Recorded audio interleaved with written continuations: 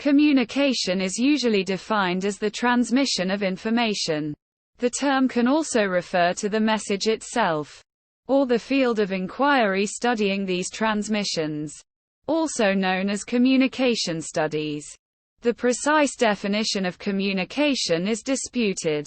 Controversial issues are whether unintentional or failed transmissions are included and whether communication does not just transmit meaning but also create it. Models of communication aim to provide a simplified overview of its main components and their interaction. Many models include the idea that a source uses a coding system to express information in the form of a message. The source uses a channel to send the message to a receiver who has to decode it in order to understand its meaning. Channels are usually discussed in terms of the senses used to perceive the message, like hearing, sight, smell, touch, and taste. Communication can be classified based on whether information is exchanged between humans, members of other species, or non-living entities such as computers. For human communication, a central contrast is between verbal and non-verbal communication. Verbal communication involves the exchange of messages in linguistic form. This can happen through natural languages, like English or Japanese, or through artificial languages, like Esperanto. Verbal communication includes spoken and written messages as well as the use of sign language. Non-verbal communication happens without the use of a linguistic system. There are many forms of non-verbal communication. For example, using body language, body position, touch, and intonation. Another distinction is between interpersonal and intrapersonal communication.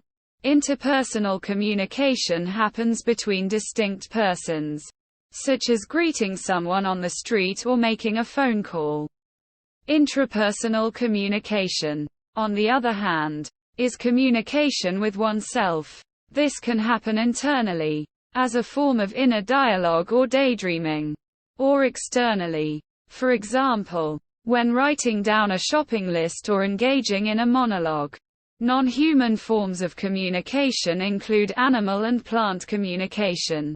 Researchers in this field often formulate additional criteria for their definition of communicative behavior. Example are the requirement that the behavior serves a beneficial function for natural selection, and that a response to the message is observed.